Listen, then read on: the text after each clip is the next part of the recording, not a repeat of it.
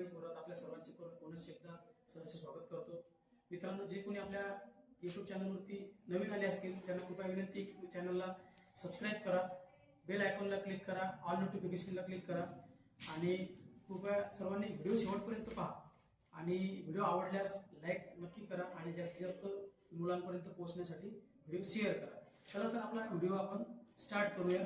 दर सॅटर्डेला दर शनिवारी आपण जो पेपर अरेंज करतो त्या पेपरमध्ये मुलांच्याकडून कोणत्या प्रश्नाचे उत्तर काय अपेक्षित होते हे समजून घेण्यासाठी आज तुमच्यासमोर एक आमच्या क्लासमध्ये झालेल्या मुलांची प्रश्नपत्रिका आणि त्याच्यावर आवश्यक असणारे किंवा त्या प्रश्नांचे उत्तरं काय होते हे मुलांना समजण्यासाठी आज तो क्वेश्चन पेपर आणि त्यांचे ॲन्सर घेऊन आज यूट्यूबवर येतो आहे. चला, यामध्ये प्रश्न क्रमांक पहिला असा होता, खालील संख्यांचे वर्ग लिहा. म्हणजे त्यामध्ये आपल्याला काही संख्यांचे वर्ग विचारले गेले होते. प्रश्न पहिला त्यातला 12चा वर्ग विचारलेला आहे आणि आपल्याला माहिती आहे 12चा वर्ग 12 multiply by 12 same number multiply itself, तो असणार 144. 23चा वर्ग तो पाहिजे होता 529. 17चा वर्ग 289 आणि 24चा वर्ग 576. अशा पद्धतीनं आपल्याला उत्तरं अपेक्षित होते. चला, त्यानंतर घेऊया आपण पुढचा प्रश्न.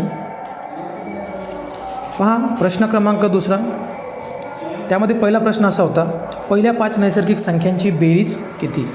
आता यामध्ये पहिल्या 5 नैसर्गिक संख्या त्या आपल्याला लिहिणं अपेक्षित होत्या. 1, 2, 3, 4 आणि 5 ह्या झाल्या पहिल्या 5 नैसर्गिक संख्या आणि त्यांची जर आपण बेरीज करायला ठरवलं तर पहा, हा 1, हा 2, 1 आणि 2 3, 3 आणि 3 6, 6 आणि 4 10, 10 आणि 5 15 आणि आपलं उत्तर होतं 15.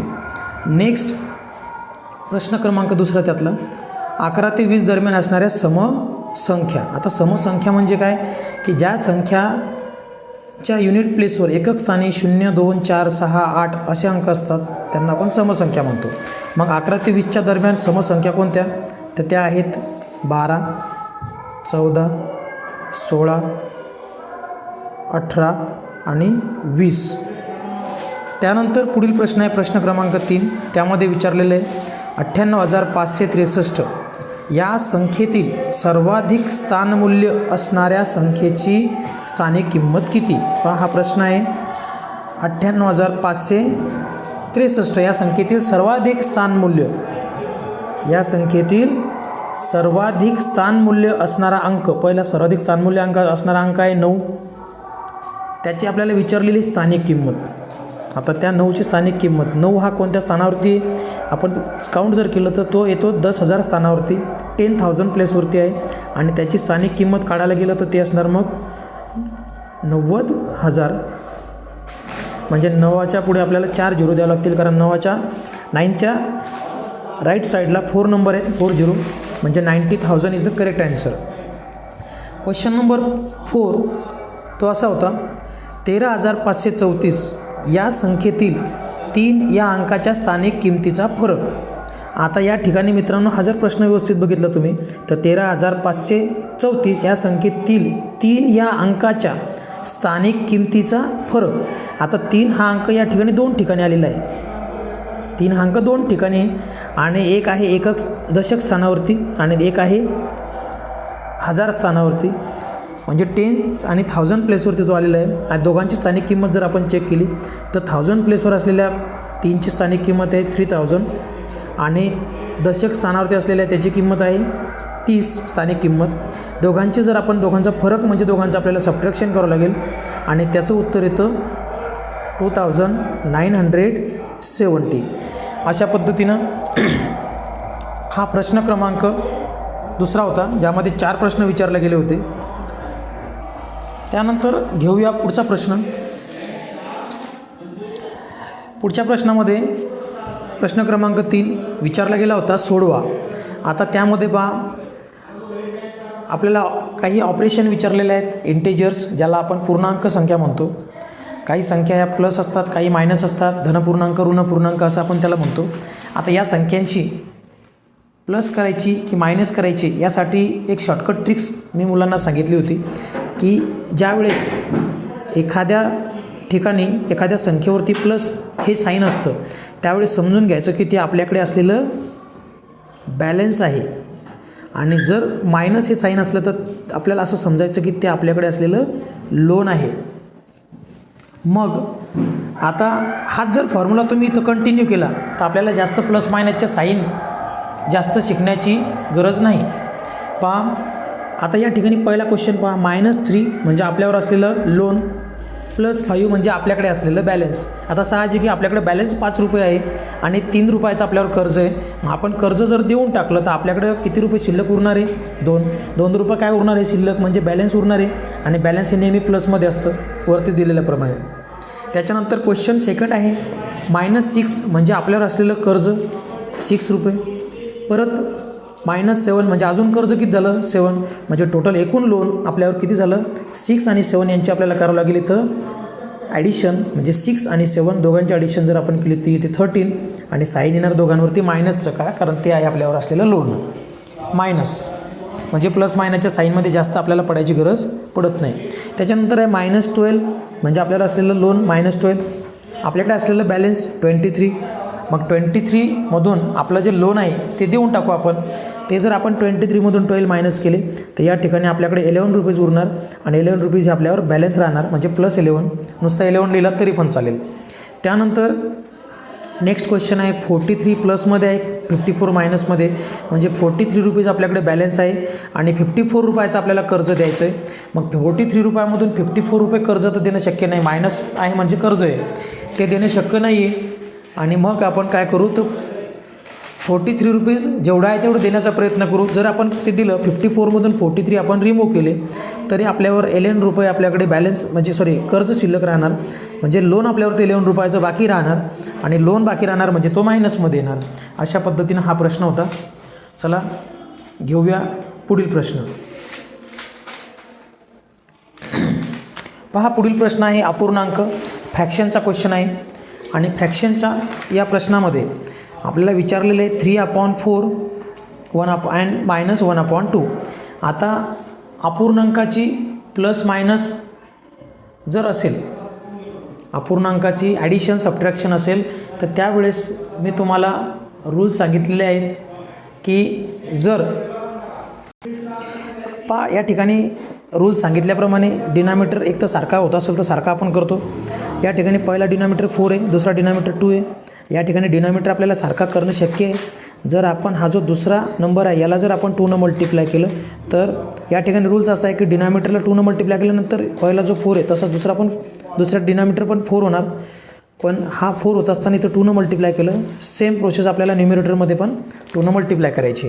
म्हणजे इथं काय होईल पहिला फ्रॅक्शन आपला 3/4 आणि मायनस इकडे या दोघांची मल्टिप्लिकेशन न्युमिरेटरमध्ये 1 मल्टिप्लाय बाय 2 तो येणार 2 1 जा 2 आणि इथे येणार 2 2 जा 4. म्हणजे या ठिकाणी आपला जो नवीन तयार झालेली फ्रॅक्शन 3/4 आणि 2/4. आता हे आपण सगळं डिनॉमिनेटर सारखे करण्यासाठी केलेला खटाटोप होता. आता आपल्याला काय करायचं आहे तर या ठिकाणी डिनॉमिनेटर सारखा झाला म्हणजे डिनॉमिनेटर आपल्याला एकदाच लिहायचं आणि न्युमिरेटरची काय करायची सबट्रॅक्शन 3मधून 2 मायनस म्हणजे या ठिकाणी आपला ॲन्सर येईल 3 - 2 1/4 that is the final answer. अशा पद्धतीने आपल्याला हे कॅल्क्युलेशन करायचं होतं. चला घेऊया पुढचा प्रश्न. पुढचा प्रश्न तसाच होता मित्रांनो 12/16 आणि 3/8. या ठिकाणी पण डिनॉमिनेटर जो 8 आहे त्याला 16मध्ये करणं शक्य आहे. त्यासाठी आपल्याला इथं 2 मल्टिप्लाय करावं लागेल आणि आपल्या प्रोसेस पद्धतीनं जर खाली डिनॉमिनेटरला 2 मल्टिप्लाय केलं तर वरची न्युमिरेटरला पण 2 मल्टिप्लाय करायचं. म्हणजे पहिला फ्रॅक्शन 12/16 हा ॲज इट इज राहणार आणि मायनसमध्ये दुसरा फ्रॅक्शन जो आहे तो 3 2 जा इथे येणार 6 आणि 8 2 जा 16.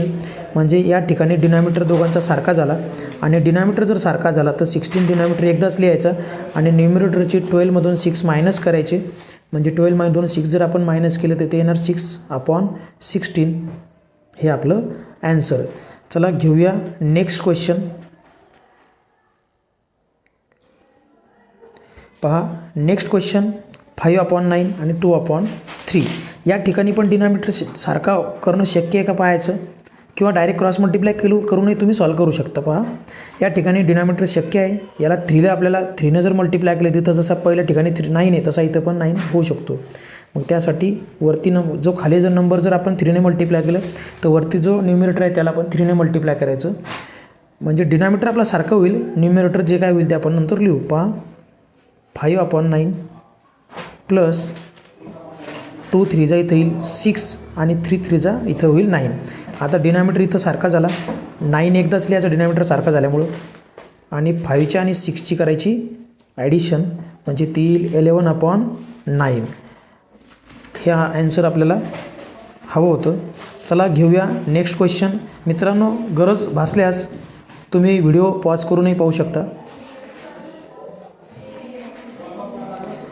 चला घेऊया नेक्स्ट क्वेश्चन. 12/20 आणि 1/3. आता 12/20 आणि 1/3 या ठिकाणी डिनॉमिनेटर सारखा करणं शक्य नाही. मग आता डिनॉमिनेटर सारखा करणं शक्य जर नसेल तर आपल्याला काय एक रूल सांगितला होता मी, सबट्रॅक्शन करायची, आपल्याला क्रॉस मल्टिप्लाय करायची. क्रॉस मल्टिप्लाय करताना 12 × 3 पहिला न्यूमिरेटर आणि दुसरा डिनॉमिनेटर यांची मल्टिप्लिकेशन मायनस परत या दोघांची मल्टिप्लिकेशन 20 × 1 आणि पूर्ण अपॉनमध्ये डिनॉमिनेटरची डिनॉमिनेटरसोबत मल्टिप्लिकेशन म्हणजे 20 × 3. आणि मग आता यांची जर आपण मल्टिप्लिकेशन केली तर ती येते, पहा या ठिकाणी येते 12 3 36 मायनस 21 20 अपॉन डिनॉमिनेटरमध्ये 20ची आणि 3ची मल्टिप्लिकेशन येणार 60. म्हणजेच या ठिकाणी 36मधून 20 मायनस केले आपण तर इथे उरणार 16/60. आणि आपण सुरुवातीला बेसिक तयारी घेतो आहे.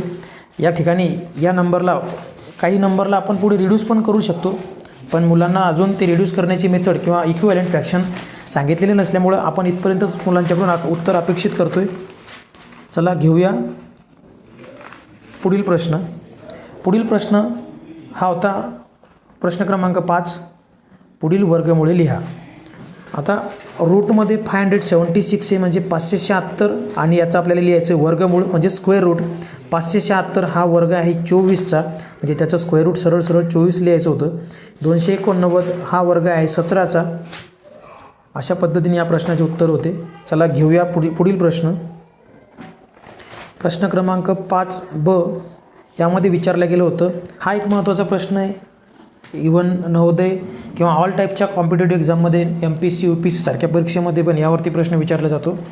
यामध्ये क्वेश्चन असा आहे, 6वी त्रिकोणी संख्या कोणती आणि 9वी त्रिकोणी संख्या कोणती. आता त्रिकोणी संख्या ट्रायंग्युलर नंबर फाइंड आउट करण्याची ट्रिक्स किंवा टेक्निक मुलांना मी सांगितलेली आहे.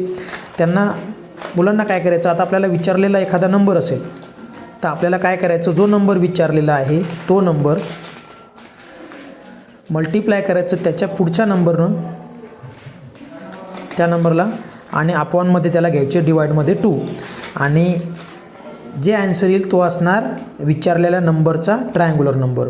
आता हाच कन्सेप्ट जर तुम्ही इथं फॉलो केला तर 6वी ट्रायंग्युलर नंबर विचारलेला आहे आणि 6वा ट्रायंग्युलर नंबर आपल्याला जर शोधायचा असेल तर आपल्याला काय करावं लागेल, 6 त्याच्या पुढचा नंबर 7 /2 म्हणजे 6 7 तो असणार 42 /2 म्हणजे या 42ला जर 2ने डिवाइड केला तर 42चा हाफ होणार, तो येणार 21.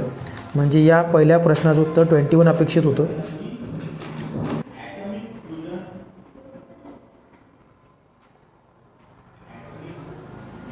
त्यानंतर वळूया पुढील प्रश्नाकडे. पहा पुढचा प्रश्न त्याच्यानंतर सेकंड नंबर 9वी त्रिकोणी संख्या.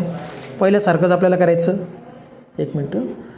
9वी त्रिकोणी संख्या ज्यामध्ये आपल्याला विचारलेलं आहे 9 त्याला पुढच्या नंबरनं मल्टिप्लाय करायचं 10 आणि त्याच्या करायचं हाफ. 9 × 10 आणि त्याला करायचं त्याच्या हाफ म्हणजे 2 /2.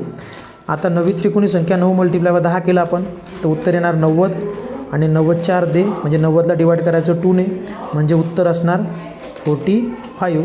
म्हणजे आपल्या या दुसऱ्या प्रश्नाचं उत्तर होतं 45. अशा पद्धतीनं हा एक प्रश्न सोडवायचा होता. चला घेऊया पुढचा प्रश्न. आता जवळजवळ मॅथचे प्रश्न संपलेले आहेत. आपण येऊया आता भाषा विषयाकडे. आणि भाषा विषयाचे एकदम इंटरेस्टिंग आणि सोपे असे प्रश्न होते. यामध्ये सुरुवातीला पहिले विचारलं होतं, खालील प्राण्यांचे घरदर्शक शब्द लिहा. म्हणजे खालील जे प्राणी आहेत त्यांच्या आपल्याला घरं किंवा त्यांचं घरटं आपल्याला सांगायचं, त्या घरट्याला आपण काय म्हणतो. आता पहिला प्रश्न होता कोंबडी. पहा, आता कोंबडी ज्या ठिकाणी आपण ठेवतो, पहा खेड्यापाड्यामध्ये कोंबड्यांचं कुक्कुटपालन केलं जातं. आता कुक्कुटपालन मोठ्या प्रमाणात असेल तर त्याला शेड केलं जातं, पण छोट्या प्रमाणात जर घरगुती कोंबड्या पाळत असेल तर त्या ठिकाणी बऱ्याच मुलांना हा शब्द माहीत असेल. त्यासाठी एक शब्द आहे खुराड. त्याच्यानंतर सेकंड नंबर आहे मधमाशाचे. आता मधमाशाचे काय असतं, पोळे. मधमाशाचे असते पोळे. घोड्यांचा असतो तबेला. त्यानंतर गायींचा असतो गोठा. असे प्रश्नांचे उत्तर मुलांच्याकडून अपेक्षित होते. त्यानंतर प्रश्न क्रमांक 7 होता, खालील प्राण्यांच्या पिल्लांना काय म्हणतात ते लिहा. आता पहा, खालील प्राण्यांची पिल्लं म्हणजे प्राणी जो असतो त्या प्राण्याच्या पिल्लांना एक वेगळ्या नावानं संबोधलं जातं. त्यातला पहिला आता आहे, पहा पहिलाच प्राणी आहे सिंह. जसं की मित्रांनो, आता सध्याच रिलीज झालेला एक पिक्चर खूप गाजतोय. आपल्या छत्रपती शिवाजी महाराजांच्या राजाच्या नावाने जो राजा आणि त्यांच्या वारसदार छत्रपती संभाजी महाराज या दोघांच्या जीवनावर असलेला हा चित्रपट. छत्रपती शिवाजी महाराज यांना आपण एक सिंहासारखी उपमा देतो आणि त्यांचा जर एखादा बछडा असेल तर साहजिकच त्या पिक्चरचं नाव आहे छावा. त्याच पद्धतीनं सिंहाचा जो बछडा असतो त्याला म्हणतात छावा. म्हणजे या प्रश्नाचं उत्तर होतं आपलं छावा. त्यानंतर पुढील प्रश्न आहे प्रश्न क्रमांक 2. पहा, आता एक आपल्याला अजून काही प्राण्यांचे पिल्लांचे नाव विचारलेले आहेत, पिल्लांना काय म्हणणार. त्यामध्ये आहे आता गाढव. आता गाढव असो की घोडा असो, या दोघांच्या प्राण्यांना, दोन्ही प्राण्यांच्या पिल्लांना एकच शब्द आहे, तो म्हणजे शिंगरू. गाढवांच्या पिल्लाला पण शिंगरूच म्हणतात. मेंढीचं जे पिल्लू असतं त्याला म्हणायचं कोकरू. त्याच्यानंतर म्हशीचे जे पिल्लू असतं त्याला म्हणायचं रेडकू. अशा पद्धतीनं हे प्रश्न होते. त्यानंतर वळूया आपण पुढच्या प्रश्नाकडे. पहा, पुढील प्रश्न आहे, खालील प्राण्यांची ध्वनिदर्शक शब्दे लिहा. खालील प्राण्यांची ध्वनिदर्शक शब्द लिहा. आता ध्वनिदर्शक म्हणजे त्या प्राण्यांचे आवाज कसे असतात ते आपल्याला सांगायचे. चिमणीची काय असते, चिवचिव.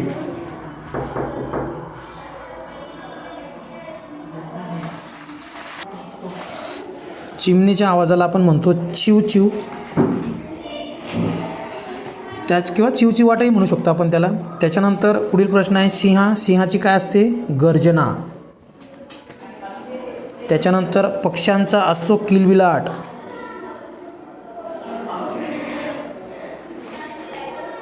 पक्ष्यांचा असतो किलबिलाट. गाईचे असते हंबरणे. ते गाणं ऐकलं असेल मुलांना, हंबरून वासर आला चाटती जवा गाय. त्या पद्धतीने गाईचं हंबरणे असते, हंबरणे. त्याच्यानंतर पुढील प्रश्न आहे, खालील शब्दांसाठी शब्दसमूहादर्शक शब्द लिहा. त्यामध्ये पहिला आहे जहाजांचा. आता जहाजांचा समूह जो असतो त्याला काय म्हणतात, ताफा. त्याच्यानंतर केळ्यांचा जो समूह असतो त्याला म्हणतात घड. केळीला जो घड लागतो. नंतर उंटाचा समूह जो असतो त्याला म्हणायचं तांडा. त्याच्यानंतर खेळाडूंचा जो समूह असतो त्याला म्हणायचं संघ. त्यानंतर घेऊया पुढील प्रश्न.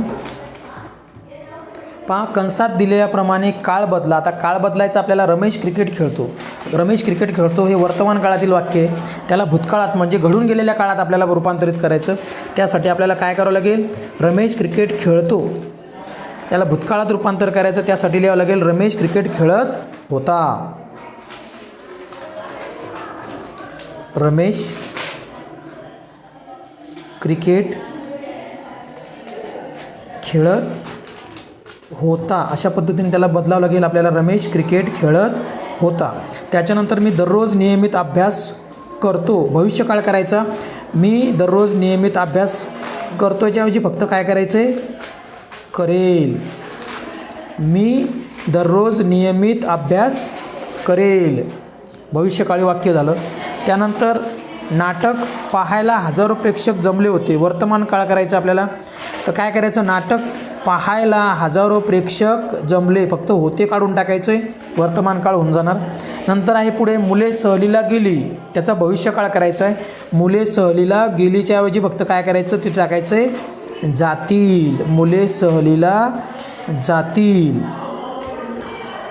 ठीक आहे. अशा पद्धतीनं विचारलेले प्रश्न आणि त्या प्रश्नांची उत्तरं होते. व्हिडिओ आवडल्यास नक्की लाईक करा, शेअर करा आणि असाच आमच्या चॅनलला सपोर्ट करा. धन्यवाद.